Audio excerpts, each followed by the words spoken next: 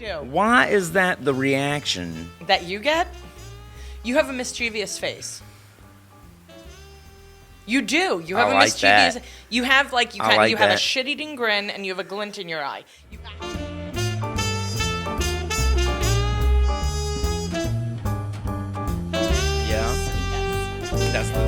That's the go-to, huh? I don't do it on purpose. I don't realize how loud I am. I think it's because I have hard of hearing a little bit. So sometimes I just talk louder. So I'm like, well, I don't know. I can't hear me. Yeah. So let me talk louder so that they can hear me. And then people are like, why are you shouting? And Right. I'm like, I'm sorry. I didn't mean to shout. Yeah. You know. But on stage, it's so perfect. I have been told a lot that, but only in the past several years, like in the past 10 years, that, oh my God, why are you yelling? I feel like Bill Burr a lot of times. You know, he's always constantly like, I'm not yelling. I've got a couple more octaves. Right. You know, it's like I know, it's so true. And it's like I feel like I don't feel like it's hard of hearing or old age. I feel like it's loss of patience some. Oh my God, I have zero patience. Like none. And then fucking just trying to get the words heard. Mm-hmm. You know, which is what I come to find out was one of the big things that I love about doing comedy. Yeah. Is that's the conversation that I want to have. Mm-hmm. I spice it up a little bit, you know, to feed the topics. Right, you know, it's just like make it a little more interesting, maybe possibly controversial. Yeah. Well, I'm trying to make it to where you are laughing enough to where you're not fucking talking over me. You know, you're not interrupting, and if you do decide to interrupt, that I'm in a position to where it's not frowned upon, right, to rain down holy hell. And I feel like that's the same as you it should enjoy be. hecklers, don't you? Some of them, in a sense, and it's like in Some theory, of 'em. yeah, no, I get that. Some of them to really shut one down, especially when it's been feeling. like running all night, like yeah. It's Yeah. such a good feeling. It really is. To like, yeah. And you're fucking good at it. Thank you. You are goddamn good at it. I think it comes from, well, one, I'm the youngest of 6. I didn't grow up with all of my siblings, but like, so it's like being the youngest, you're like, listen to me, you know, it's like, so, but a big part of it is before I did stand up, I was a New York hardcore photographer. So I'd go to shows and take pictures. No, thank you. And take pictures. And the thing is that a lot of the time I was always cracking jokes, you know, before I did stand up. And so I'd be taking pictures and yelling at the band. And the first time while they're playing? Yeah. I'd just be like in between sets, I'd be like, get out of the fucking way. I need a picture of the drummer, you fucking dick. Yeah. I did a photo shoot. I was hired to do a photo shoot with this guy, Lord Ezak, Danny Diablo. He's like a huge name. Lord Ezak. Huge name in the New York hardcore scene, or in the hardcore scene in general. Like he's pretty well known. And it's so funny because I knew him well, but he's like, his manager wanted these like hard pictures. He wanted him to be like, and I show up and he's like, oh no. And his manager kept yelling at him because I kept making him laugh. Yeah. And I was just like, simped him out real quick. Oh my God. I was just like, look at this pretty little bitch. And he was just like, shut the fuck up. Like, it was just, you know, but I learned how to, you know, I was always around these like rough guys. Yeah. And, you know, you have to be quick on your feet with a lot of them. Yeah. And so ball busters, the tough guys tend to be ball busters. And my dad was a ball buster, and my brothers are all ball busters. And so I just kind of got really used to thinking quick on my feet. Mm-hmm. And then when I started doing comedy, like, most people don't heckle me. I do get heckled from time to time. Yeah. And like at the heckle mic, it's such a great tool to have. But like, a lot, because I'm so aggressive and assertive on stage, people are like, I'm not fucking with her. Yeah, you go absolutely hard. Not. Yeah. And like, I remember doing a show. I was featuring for a friend of mine in Binghamton, New York. So it's like fucking way the hell upstate. Like practically where people go look at the leaves. Like no, I think where people. I don't even know what they do up there. Like, we passed by, like, a crystal lake, and I was like, I'm going to die. I don't know what the fuck. Yeah. I was like, I don't know, where am I? Like a fucking statue of Jason just coming on. You know? And I was like, where am I? And I was supposed to do 30 minutes. Yeah. And, like, 5 minutes, not even 5 minutes into my set, there was this whole table full of these guys from the town who were sitting right up front. And it's like, I maybe started with like my first joke. And one of them was just like, fat, look at the fat. And I was like, oh my God. And this group of guys came, all of them, there was like 5 of them, just came at me. And I spent my entire 30 minutes just taking them apart. Hell yeah. Just dismantle. Yeah. I was like, fuck my material. Yeah. I don't need this. And I took them apart. And I got off stage. And it turns out, I got off stage. It turns out that these guys are like, you know those guys who like never quite, you know, it's like they're done with college, but they never leave that like frat boy mentality behind. Yeah. That was these guys. These guys were like town bullies. So everybody's coming up to me afterwards like, that was amazing. Everyone hates them. And like the one guy who came at me about my weight was just like afterwards just like, can I buy you a drink? And I was like, you've got to be fucking kidding me right now. You suck my really? dick too, fucking douchebag. And I did let him buy me a drink, and then I just walked away. And I was like, thank you so much. Yeah. Go fuck yourself. Hell yeah. Again. Like, I was like, yeah. But yeah, I love the heckle mic. And I mean, I know I got heckled at a show in New York one time at this place called the Beauty Bar in the East Village. And it was one of those heckles that just, it took, like, I couldn't recover from it. And it was like, so it does, I mean, you know, I'm not Teflon, but like, it was one of those things where afterwards I walked, like, after my set, I just left. And I, like, it was like probably like 10:30 at night, and I just like took the bus uptown, and I like went to Target and was like, I'm gonna quit comedy. I was so like taken out of it, you know, because somebody who heckles you to like a point of like you're questioning your material, you're questioning, and I literally everything I was working on that night, I shelved and I just wrote new material. I was like, well, okay, fuck this material, I'll work on it some other time, and I just started new stuff. I was like, how much time did you have in at that point? How long had you been doing comedy? I was probably like somewhere between 4 and 6 years. Okay, so you were fairly seasoned, yeah. Yeah, it was fairly, but it's funny because fairly seasoned down here, and like, you know, 4 to 6 years in New York, it's weird because it could be like, for some people it could be like, you know, super fairly seasoned, and for other people it could just be, you know, you're still kind of getting your legs under you. Yeah. Now, is that due to the amount of stage time that you can get from one level to the next, or be denied if you're not up to a certain standard? Is that? I was having this conversation with Pickle the other night in Austin about how they've got a ton of mics. Right. But just because you're there doesn't mean you're going to go up. So while you're not going on that mic, you're also eliminating time at another mic, cutting down even more potential stage time.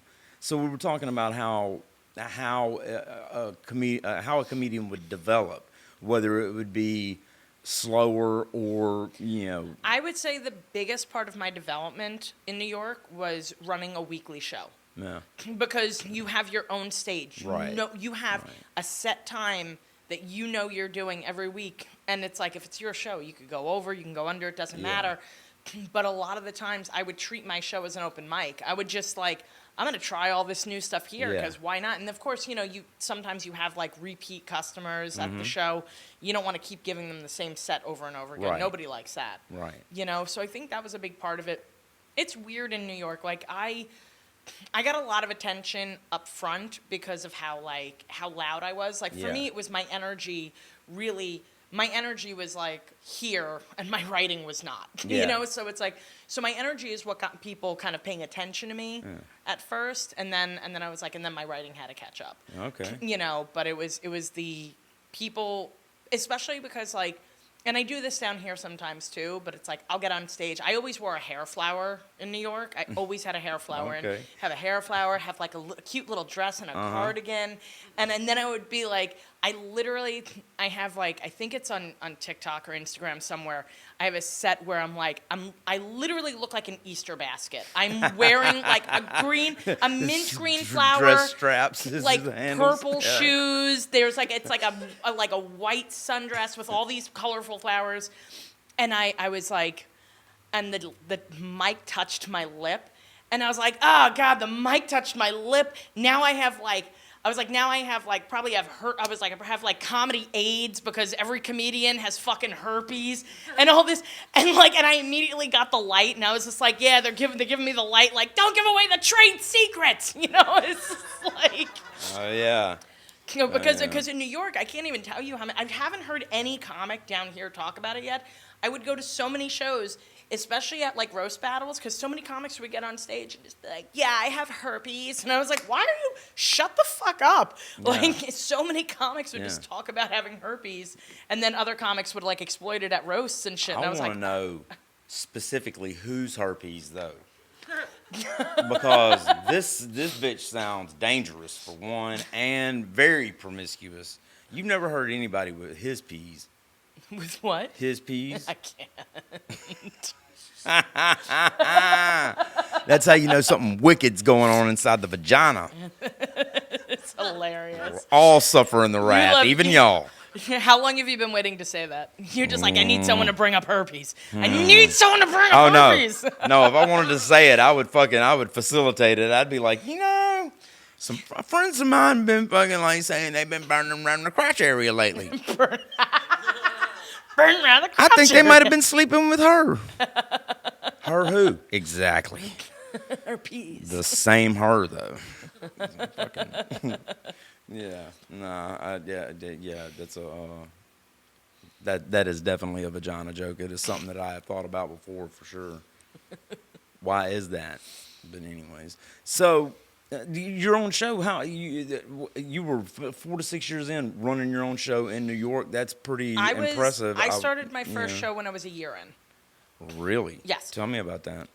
So it was very short-lived. I was about a year in, and it was me, my friend Nick, and my friend Neruda. And the three of us were like, let's start a show together. Like, that's such a great idea. Let's start a show. Fuck it. And we started this show at a place called Characters in the West 50s, like kind of in like the Broadway area, like at the edge of like the Broadway theater area. And it turned out when we went in there, off Broadway. Yes, I knew. It turns out that the owner of the place, this guy Finn, was the bartender at the place I went to as a teenager. Yeah. So it's like I was just kind of like, oh shit, Finn. He's like, hey, yeah, right. Like one of these guys who I remember one time being at this bar Bailey's that he used to work at, and I remember being there, and he was like, and I'm sitting at the bar and probably like 17. Maybe, and a couple of people walk in, and he goes and he IDs them, and this girl pulls out her ID, and he's like, sorry, and she walks away. I was like, not old enough, Finn? He goes, yeah, she's fucking older than you, okay? And I was just like, I mean, my dad hangs out. So, he's got a tab. He's got a tab. Can I get you a drink? But, so we wound up having this show called Genre Bender. It was my friend, it was kind of weird, so I would not recommend this now, but so my friend Nick was very into improv and whatnot, and he had said, he was like, so let's do this thing where we're going to do a sketch like throughout the show, and it's going to be a thing where, so like we'll start the sketch and then a comic will go up, and then like in between comics we'll like further the sketch.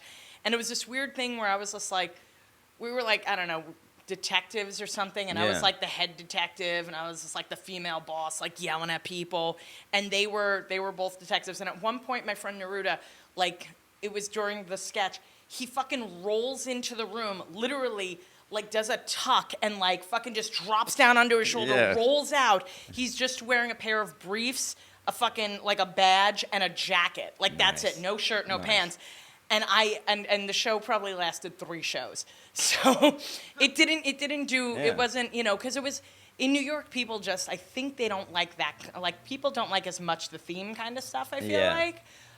They don't buy into shtick. No, like, no. A little bit here and there, but not, and then after that, I started another show probably about a year after that, give or take, with this kid Josh, who I'm so good friends with. I'm still good friends with all these people, actually. Yeah. And I'm just like, fuck Josh, you. especially. But so he and I, we met at an open mic.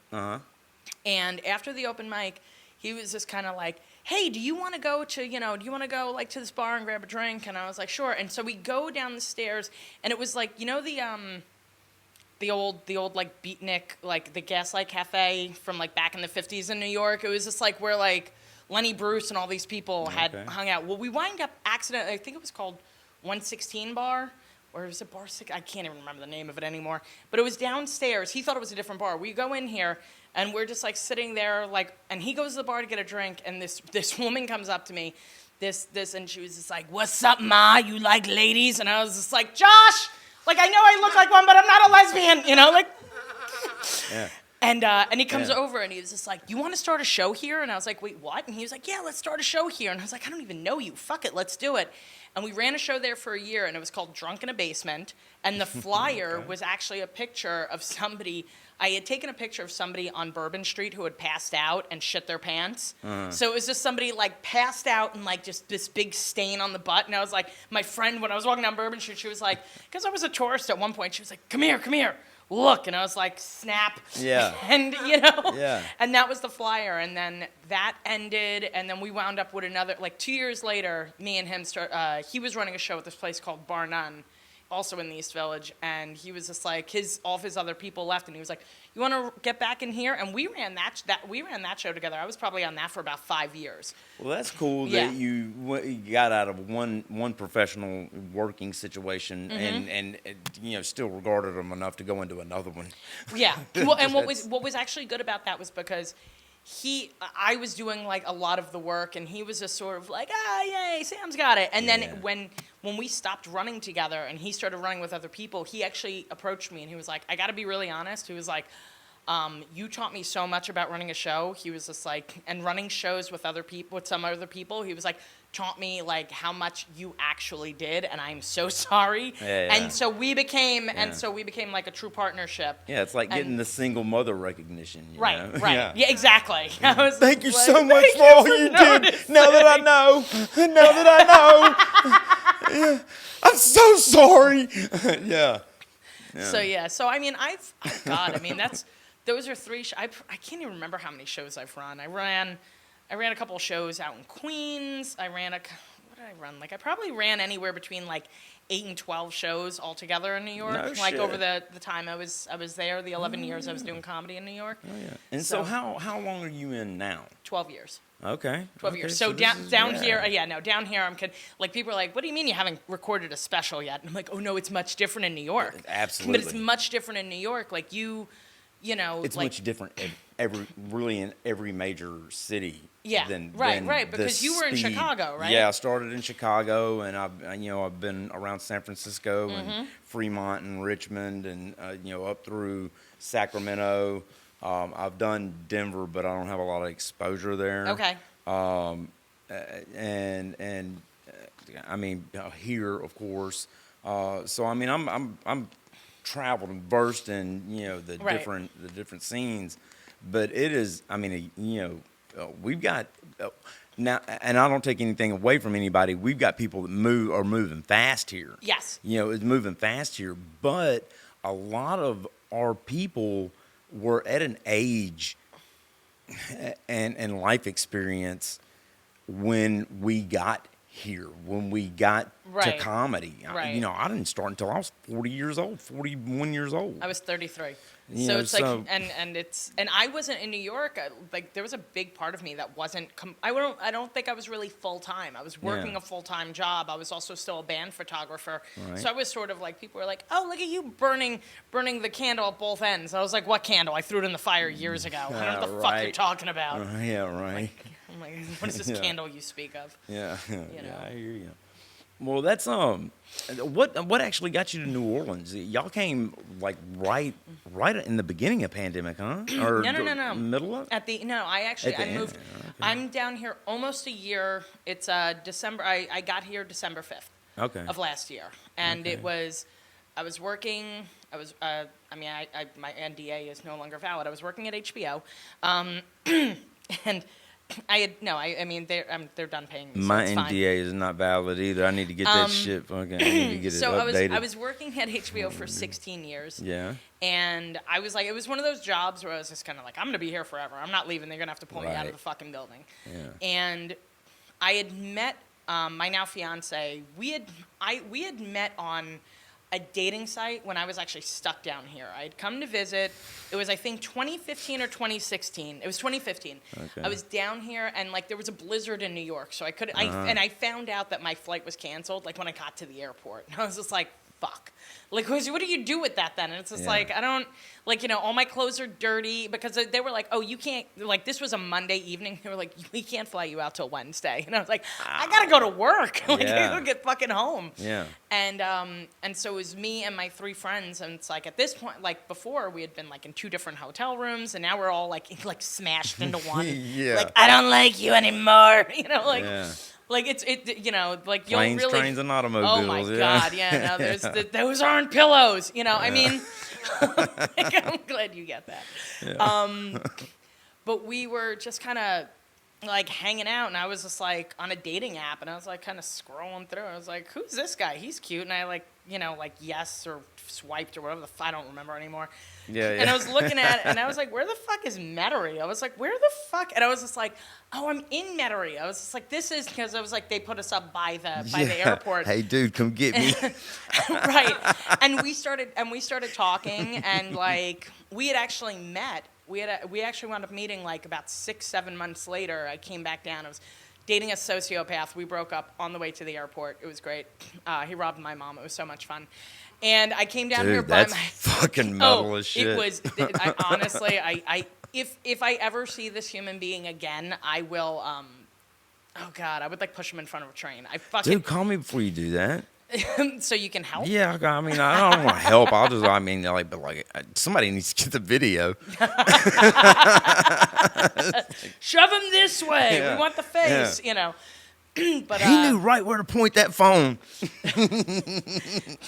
But my and we became friends. Like we hit it off. But like, you know, his daughter at the time was like 13. He lived here. I lived in New York. You know, things we were like, okay, we'll be friends. And then a few years later, like I was down here and we wound up seeing each other and just kind of like and neither one of us were single at the time, but we were just sort of like no, it wasn't like that. It's not like that. But we like hung out and we were just like, oh, there's like unresolved stuff here, and both of our relationships were actually in the midst of like falling apart. Yeah. And then we like 6-7 months later, we just started, you know, we started dating. Yeah. And it was July of 2019, and it was just like, all right, well, at some point one of us is gonna have to move, and then the fucking pandemic hits. Yeah. You know, because we were just sort of like, all right, this is where I want to be, like with this person, and then he's super cool, by the way. Man, mad chill, like very chill, very quiet. Yeah, very quiet.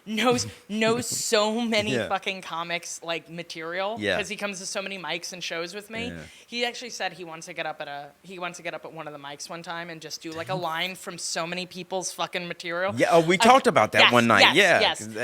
And I think it's a great idea. Thank you. So when I lost my job though at HBO, I was just like, well, because I kept being like, well, you should move here because I have the corporate job. I was being like a shitbag.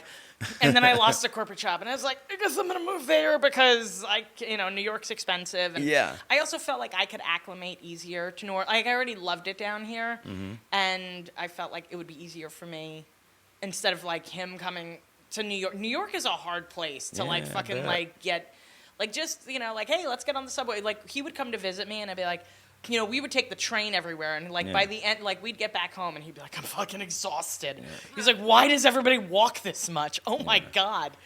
When you do it for a while, you get way used to it. You really do. Yeah. You really do. And so, you know, we were like, all right, fuck it. So started looking at houses and stuff. I'd take care of my mom, so she, you know, came with, and we were closing on a house in November. He literally flew to New York October of last year and proposed. So it was just like, under my favorite bridge, and because I'm a fucking troll, under my favorite bridge in New York.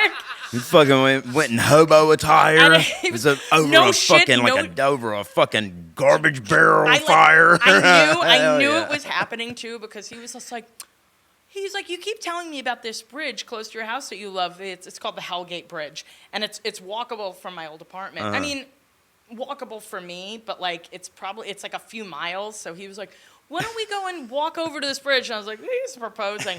But it's like I already had gotten dressed in like workout gear and like my hair was like dirty. And I was like, I'm going to throw on some mascara just in case. And I was like, and then we got over there and we get like under this bridge and he was just sort of like, it was funny because he was like fumbling with his bag, and then he was like, just turn around, look that way. Yeah. And I was like, I do not have a surprise for you. And it was funny because I felt like, did you watch The Walking Dead? When it was just like, look at the flowers. Just I was like, he's about to shoot me in the fucking head. I was like, oh my God. Yeah. And then he was like, all right, you could turn around, but I could hear. Then he was like, he was down on his knees. And I was like, so it was very sweet. And then, so I got to move down here as an engaged woman. My friends in New York keep being like, when's the wedding? And I'm like, I don't fucking know. I'm not good at planning shit like this. Like, I don't, I mean, I had been telling people at first, I was just like, it's going to be like January, February of 2023. And I'm like, we haven't even looked at venues. I have no fucking idea. Sorry, guys. Comedy house, man. They did. They actually offered. Really? They did. They offered it to me, That's but I don't think that space would be big enough. Yeah, hell Because I have a good amount. I probably, like, he's got family. I mean, he's Italian and Cajun, so like he's got family. But then I have more friends than family. Well, I bet the food at that family event is fucking awesome, huh? Yeah. So it's just like, so we'll, and Good that's catch. Thank you. And he's a chef too, so he's a good cook. He's Yeah. a really good cook. We both like cooking, so Yeah, but we word. can't, like, we had this whole thing like, oh, we're gonna cook together. We really can't. It'll be like one of us cooks and the other one like sets the table and shit like that. It's just like, get out of my way. Right. You put the fucking salad together. Yeah. Like that's where we're at. Yeah, I mean, I'm sure, I'm sure that you'd be the director of all of that. He seems a way. Maybe you just be like, okay, I'll do that. Yeah, no, sure. I'm very much. I keep being like, I'm not a control freak, and I'm like, oh my God, yes you are. Like, oh my God, yes you are. There's one in every relationship. Yeah, I mean, you have to look. Somebody has to be steering. You know. Like, yeah. Oh, the other person is pointing out the window, going, look. But what the fuck is a steering wheel? Yeah, man. You don't get. If somebody is not taking control, then you got two people that are just bumping into doors. Oh no, or that's it. That's it. I dated this one dude who was just like, it's. You ever date somebody who's stupid and you're trying to like be in control, but you're just sort of like, I don't know what's happening. You've heard my comedy. I have. I've had some similar experiences. Got it. I love how this all started as it's like, so how'd you wind up coming down here 10, 15 minutes later? Like, hold on, I have a story. Fucking on the heels of fucking disaster. Yeah, that's how I got down here. Yeah. But wait, where are you? You're originally from Louisiana or no? Yeah, I'm from North Louisiana, where it doesn't matter. Yeah, nobody knows. It's like upstate New York. Like New York, because everyone here thinks of New York City, which is like not that big. You know, it's like 5 boroughs, and then they just kind of throw in Long Island and Westchester, and then the rest of the state is fucking gigantic. Westchester. It's true. Yeah. But the rest of the state is fucking huge, and it's like, and nobody cares. Yeah. People are just like, I don't know, until Albany. the leaves change, and then Right, everybody's and then fucking flocking to it. Everyone's going up. Fucking up the traffic up there and shit for the locals. I know. You're fucking looking at the leaves. Yeah. The foliage. Man, New York, I mean, going to New York, cool visit, whatever, but there's no fucking way I'd live there. It's a hard city to live in. I can only imagine. It takes I feel like it really takes a certain type of personality. You have to be like willing to chew on the side of your own face. I do to that. get through the day. I do that anyways. I mean, it's like for instance, when I was my job, so I lived on the Upper East Side, and I worked in Midtown all the way. That sounds fancy. I think it does sound fancy, but I lived in the projects on the Upper East Side, so people were like. People would get very confused. Like I one time had a friend tell me that I had a projects accent, and I was like, I don't know what that means, but I was like, I'm working on it. I was like, I mean, cool. you can hear the New York and the hood in me when I get really angry. So sometimes on stage I'll come, I'm like, and this motherfucker, and it's just like, yeah. Geez. Well, I saw you talking a couple of nights ago, like you should have had a baseball bat in your hand. Oh my God, what was I talking? Break your fucking head. Yeah, it was just the way you were leaning into it. Yeah, that was Comedy House. You were leaned over. You were pretty in their face. I was like, fucking yes. I love leaning into the audience. It's so much fun. It's so much fun. Yeah, and that stage is great to do it on. It really is. I mean, especially if they're sitting up there, they're right up on you. It's the worst though when it's like nobody wants to sit up front, and there's like 10 feet of like you're like. It would be so much better if you would just move up. I swear to God, I'm not going to fuck with you. Please move up, though. Not only can I not see y'all, but I'm also getting a reflection off of these fucking clear chairs. Yeah, it's making it. True. Please just help me out. Help me out, y'all.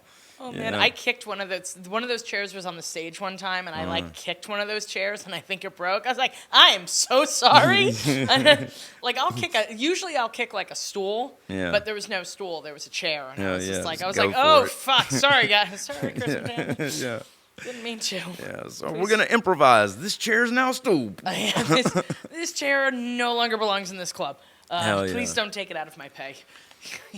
Well, you really. I mean, to only have been here a year and already, pulling your own production with the great Anastasia Medusa, you exploded onto this scene, really. Thank you. I mean, I'll give it to your personality on it. Your stage presence is such that it seems like you would just explode on a place. Right. But you really did. I mean. Through all kinds of shit, your writing has shined. Thank you. And you've really earned a solid respect in this scene. That's good to hear because like I don't like I talk to a good amount of comics, but I don't feel like I never get a lot of feedback. So I'm like, am I good? Do people like me? What's going on? Do I have friends? It's just like I question it a lot. No, I get it. It's like you're just sitting there, especially when because we're in our mid-40s, so it's also weird because it's you're like in your mid-40s. Look, bully me. Don't come on my show and bully me. Listen, we both look pretty fucking good for our mid-40s. All right, like we right. don't. I mean, nobody's. That's why I have the joke, like fat don't crack, It's just It's like I'm just trying to push the bounds of any shirt I'm wearing. I mean, I'm not gonna lie. When I was getting dressed, I was just like, "Oh man, am I gonna look weird?" I'm like, "I'm gonna wear this hoodie and just put my hands in it and hope that none of my rolls show through." Right. Like that was my. Yeah. So I was like, "Oh man, I'm gonna sit and all sorts of things are gonna move around. This is not gonna." And see, I can't wear I have to keep my hands out of shit with pockets on stage because everybody thinks I'm playing with my dick, or at least I think they do. I think they do. As a matter of fact, that girl in the front knows that I'm playing with my dick, and I'm not. But she's right. That's my anxieties. Or that or my zipper's down. That's hilarious. I constantly think my zipper's down.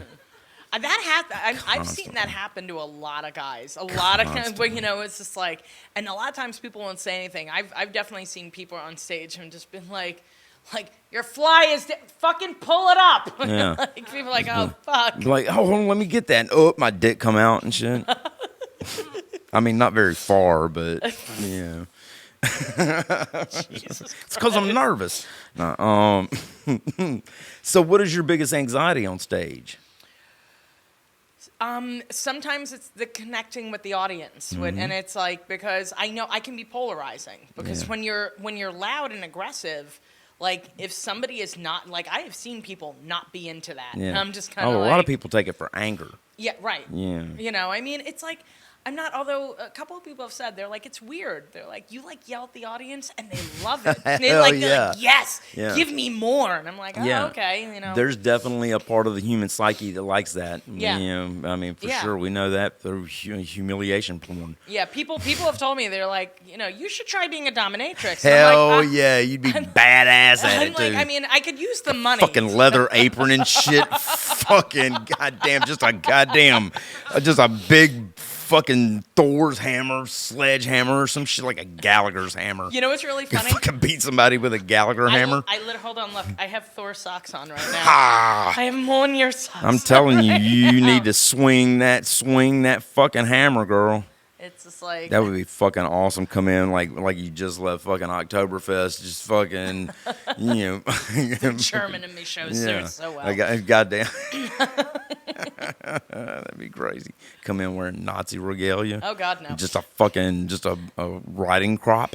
It's honestly, this is getting very weird. Get down on the floor. This is why I want to learn how to speak German, just because I think it would be it would sound so natural coming. It is such a fucking like harsh, I don't want to say it's very abrupt. It is. It's abrasive. It's like goddamn, like yeah, of course they were Nazis. What the fuck are you? What else were they gonna do? Just like it's like naming a puppies? fucking entire country cinnamon and then expect it not to get on the pole. It's like what the fuck. Yeah, of course they were Nazis sounding like that. I don't know. Yeah, even, they it doesn't even matter what they say. It's just like, it just sounds Da. so, yeah. Even that's the most agreeable thing that they say. It's crazy, like Germans, the Germans have like, I don't know how many years in a row, but been consistently voted the least funny people on the planet. Right. Now, here's what I think is funny. You know the company Haribo? I don't. Okay, Wait, are they the gummy bear people? Exactly, Yes. exactly. So there is a particular Haribo no. gummy bear that, at least at this point, is definitely fucking setting people's ass on fire. Absolutely giving them the worst case of the shits that they could ever fucking imagine. And now people are ordering these fucking gummy bears for the weight? challenge. No, just so they can go fucking comment about it on fucking whatever site they ordered them from or subreddit that they fucking are like, fucking Haribo ass blow or whatever. Like, but yeah, it's a thing now. I think it's hilarious that the Germans put out a gummy bear that they might not have even known gave people the shits. They might have been impervious. That reminds me of, do you remember Alestra? Do you remember Alestra? Yes. Do you remember, like, it was just like and those chips were so good because it's like they weren't the baked chips. They were like, I don't know what they made them out of, but it's just like the back of the package said, may give you anal leakage. And I was just like, holy shit. That's like, oh my God. Look, I mean, that and every pharmaceutical. Yeah. Yeah, but I'm not doing anything with Alestra that doesn't involve a lap dance. so I don't fuck with Alestra a lot. Yeah. I mean, I don't even know if it's still a thing. I don't think so. Probably not. I mean, if it's giving you anal leakage, like they still make all kinds of shit This is that very make true. your ass fucking just drip straight up, and most of them are medications. That's what I don't get is like, why in the fuck do we have so many fucking... Anyway, we're off topic. There's side effects. You got a fucking minute and a half commercial that's 45 seconds of side effects. Oh my God, it's true. Side effects. I'm like, God damn it, you don't have how many medications I got to get on to clear all this other shit up? Mm-hmm. No, I can't do it. I love when they're like, may cause cancer or death. And I'm like, why would you want to be on that? Look, here's some suicide medication. Guess what? It might make you more suicidal. But if it doesn't, then you'll be okay. Fuck, I mean, the suicidal notion, that's the same. I think my favorite joke about the side effect thing is Bill Burr. He had the one, I forget what special it was, when he's talking about, the side effects and what they do. He was just like, there are certain medications that the side effects are diarrhea. Like, isn't that isn't that the whole reason why you're not going to the house? He was like, he's like diarrhea. He's just like, that is not a side effect. Like, that is like a whole other situation. It's a whole other situation. He's just like, it's just like, and your stomach is just kind of like, we gotta go now. And it's like, but I'm on the bus. Fuck it now. Yeah. That's shout outs to Bill Burr. That's twice great. we brought him up on this. Yeah, he's so good. I feel like I know I can tell his influence on my comedy, because that's where I'm trying to get to. Oh, I get that. Yeah, but I mean, I get it. I see it in you too. Thank you know, you. and we've had the Bill Burr talk Yeah. before. Like, fucking man, that guy was just such a driving force in me Yeah. being like, you know, God damn it, God damn it, do this, pussy. You know, like, yeah, I mean, it really was. He was, before I did comedy, that I used to live about 10 blocks away from the Comic Shop Live in New York. And I would go there some weekends. I'd be like, you know, I got some time to kill before I have to go in the bar and forget who the fuck I am. And like, I would go with a friend of mine, and literally, he was almost every single time we went. He was he was working that club. This is like, I mean, this is before I did comedy, so this is like 15 to 20 years ago, and I got to see him and Mike Birbiglia like so many times. Mike is so good. They're both so good. I feel like Mike Birbiglia gets hated on a lot. Does he really? I feel like he does, man. He got shit. He had this whole deal with, like, I can't remember who it was, but there was a whole crew of comics that were basically like just bullying him. Oh, shit. Just talking shit about him. And I was like, have you heard his fucking comedy? I mean, fucking brilliant. Let's also be very realistic. Every comic, it does not matter what level you're at, talks shit about other comics. Yeah. I mean, it's just like, we all do it. It doesn't matter if they're... Oh, facts. Facts. What did you think she said? I thought she was back there just being a little bigot. A little... Not a bigot, but a little biggity. A little biggity. Biggity, biggity, biggity. But no, it's true. Like, I mean, that's actually how I became such good friends with one of my best friends, like, in comedy and in life, is my friend Justin. And when I bet Josh is jealous of that. No, very different. It's very different friendships. Yeah. But Justin is like, literally, we could be brother and sister. We're like, we're very similar. We talk all the time. And he's from Iowa. He lived in New York for a long time, and then he moved to Utah. So when I moved here, he'd be like, "Hey, how's everything going? Like, you know, are you feeling like you want to kill yourself because you miss people?" And I was like, as I spit on everything, and I was like, a little bit, yeah. And he's like, where was I going? I hate this. Sometimes my brain will just be like, "You're gonna forget everything you were just talking about." That's how you met your best friend. Well, right. Thank you. Yeah. So I knew him from doing mics and shows, and we didn't know each other that well, and he was just kind of like he thought he was just like, he didn't know if he was just gonna like me or not, because he saw some of the other comics that I hung out with. Up. He was just like, I don't like these comics you hang out with, so you're probably also gonna be a dick. Mm-hmm. And then we met at a party. It was my friend Nick, who I ran my first show with. It was his birthday party. It was on a rooftop, in New York. It was literally about 98 degrees out. It was just gross. It literally felt like down here in July. And we were hanging out, and he was just like, "We should have Justin on our show." And I was like, "Cool." And we went up, and he was just like, "Justin, we want to know if you would like to do our show." But he was just really giving him too much of a sale on it. I was just like, "What are you doing?" And after that, me and Justin became friends, and he messaged me on Facebook, and he was just like, "Hey, do you know who I hate?" And and I was, "Oh, I can't stand that person." And our entire friendship was built out on the hate of other people. Hatred, We to this day will still get on the phone, and it'll be like, "Did you see what this motherfucker posted?" And he's just like, "No, I know, right?" We're really shitty people. It's awesome. It's so That's what's up. That's what's up. Thread stalkers, huh? I mean, not really, but sometimes you just happen to see shit, or we'll screenshot shit and send it to each other and be like, "Did you see this motherfucker?" It's like, "Yeah, did you see my comment?" You know. It's I get myself in trouble. I say too much on some of these comments, man. But because I don't know. I come from a different place than that, and I know you do too. New Yorkers are very direct.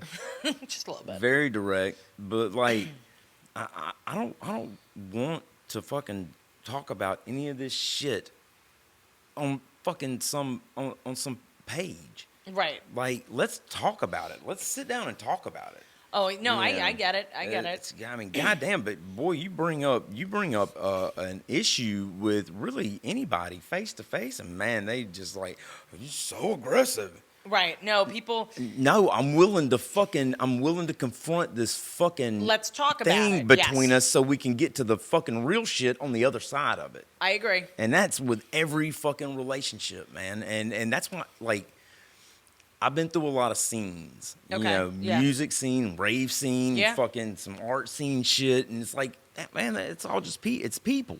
It's all just a microcosm of people, and that it really, man, you go through enough of that, and you will stand alone. You know, you will find yourself standing alone, and oddly enough, I find myself like literally standing alone a lot. I will stand with you. Like, yeah, hell yeah. I will stand with you. Look, we've already talked about it. We need to set a date to go fucking people watch at Target, because that's some fucking, Yes. that's some your neck of the woods shit. I love people watching is such. Yeah. So another very good friend, my buddy Todd. He's not a comic. He used to be in a bunch of hardcore bands. He's in a band now. He's out in Phoenix, but he's literally like my best. Like I have like a few best friends. Like they all like, it's like, well, this is my best friend from here, and this is my best friend from here. Like they all fill in little holes. Right. And we used to go to this diner in New York called the Tramway Diner. There's a tram that goes from Manhattan to Roosevelt Island, which at one point is where they would put, like, I think, sickly people, and then they put condos on it. So, okay, great. Yeah. And we would sit at this diner right under the tram, and we would literally sit there for hours, like, at the window and be like, look at this motherfucker coming up. Like, we would just talk so much shit as people walk by. It's such a good time. I don't mind it Create if there's like stories a and barrier there, Yes, because yes. I feel like they've been doing this the whole time. Right. The same thing. Yeah. I don't mind that. I will talk shit about people. Boy, I don't want them. I don't want them in earshot.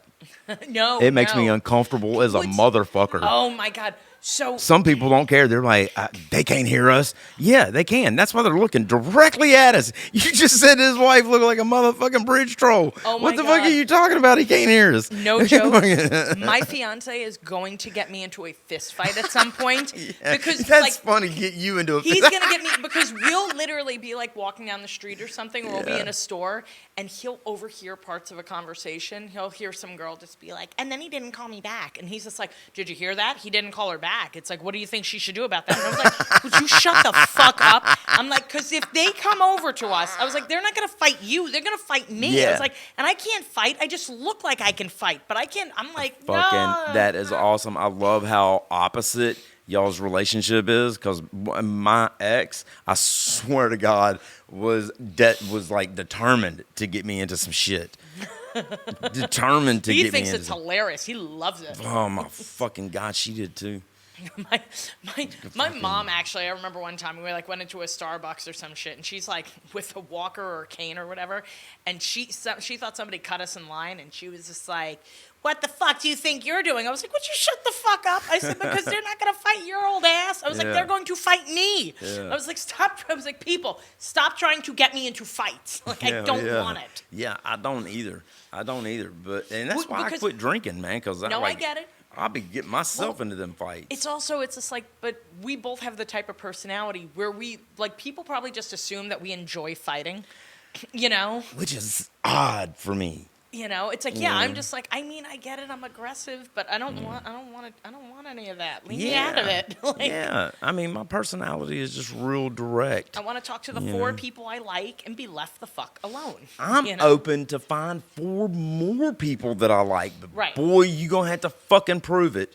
Yes. You gonna have to sell me. You gonna have Yeah. to convince me that I like you. Conversation Yeah. is a huge thing because you'll talk to people, and the more and more it's like you and I, it's like until we were doing the Chrissy show together, like I don't think Yeah. you and I had really spoken much. Not a lot. It was Yeah. just pleasantries. Just like, hey, how's it just going? pleasantries. And Yeah. we literally spent 4 shows like just being kind of like getting to know each other Yeah. really well. And I was like, oh shit. I was Yeah. like, okay, I like Brandon. I was Yeah. like, he's cool as shit. Oh yeah, absolutely. I mean, You we know. definitely bonded over that Yes, weekend. we You know, did. that was but you did a great job. Thank you, so did you. Y'all already had. Thank you very much. Y'all already had rapport, so that was Right. cool. That was you that was know, a good thing it to play was off of. Right where I like to be, fucking in front of a bunch of people, sandwiched between 2 women.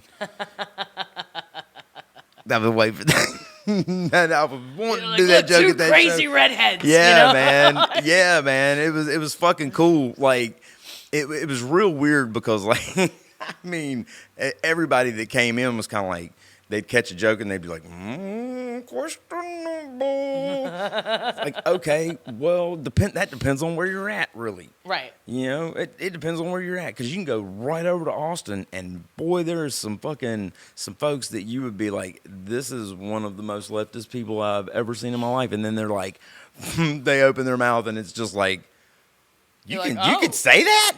Oh my God. Oh, we can do that here? Yeah. Y'all really didn't give a fuck about COVID, did y'all? Look at fucking, yeah! Yeehaw! You know, I understand why they do that now, because you can get away with whatever the fuck you want to over there. It's true. Yeah. Texas is a whole weird thing. Texas is a weird thing, especially now, man. Like, they really have a problem with immigrants. And just shipping them off to everywhere. Like, send them to New York. And it's like, oh, no. No, they're moving there and buying property because they got tech money out the ass. Oh, right. And they hate these motherfuckers, man. They hate them. There's a lot of that in New York, too. I've never heard an American tell another American, like, white, go back where you came from. Like, this is fucking crazy, man. It is crazy. Yeah. And then the homeless, man. They got, like, sexy homeless. So, what? Yeah, like, I don't know that they're homeless so much as they are, like, free living people. Oh, okay. Well, that's a little. I guess that's different. That's is that like the new age way of saying homeless? You know? No, like, that's what we call the cats, the stray cats here. I mean, the outside cats here is free living cats. Oh, okay. And I figure if you're gonna be one of them in my fucking house, if you're gonna be like laying up on a fucking highway embankment, like showing yourself off while sunbathing, but living in a tent under the bridge that you're fucking laying up on. Right. You can't. I don't know. That's got to have a different name. I think free living. Free living is. Well, there's one. There's still without housed people. without housed people. There's one. I don't know which bridge it's under, but like I know that one time Jason and I were driving around and we saw like there was like a queen size bed on a bed frame and like a nightstand and a lamp, and I was like, I don't even understand what the fuck this is about. Let me tell you. We're gonna have to wrap it up on this one, but I'm gonna cap this off with this story. Okay. I had heard that there were some free living people that were having little get-togethers, little dance parties inside of the enclosures at the bases of overpasses. Oh. Now, you'll see those things, and it'll be like, part of it will be like enclosed, encased, right? Well, that thing has an access wall in it, an access door. Right. So you can go in it, and it's hollow. Well, I didn't know that. Dance parties. I didn't know that, but it made sense because if the infrastructure goes to shit, you got to be able to access it. Right. But you want that extra support, and you store some little shit in there. Well, one night, I'm fucking going down Elysian. Okay. Not Elysian. I was coming up on like 610. And sure enough, I see a hole in one of those walls. I'm like, what the fuck? And sure enough, some dude comes popping out of it. And then he drags a fucking bike with one of those fucking little trailers right out of that fucking hole. There's lights going off inside of it and shit. Yeah. I was like, holy fucking shit, bridge rave. Free living bridge rave. You know, it's like, man, you could do some crazy shit up in there. It scares me. I mean, like, really, people all over enclosures. That's so weird. It's fucking crazy. Guys, I've been talking with the fucking awesome Samantha Bednards. It is, that's a late introduction.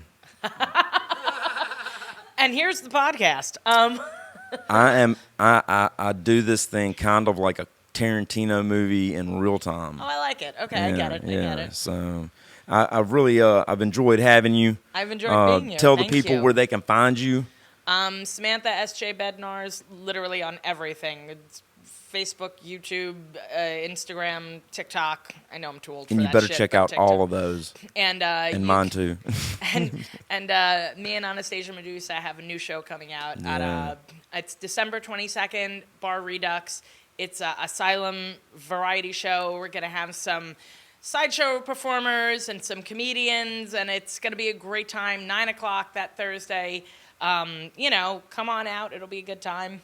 And, That is fucking awesome. hope to see you. Congratulations to Thank both you. of y'all. Thank you. Fucking Anastasia, thanks for sitting in, checking us out. Yeah, the giggles were great. They were. Yeah.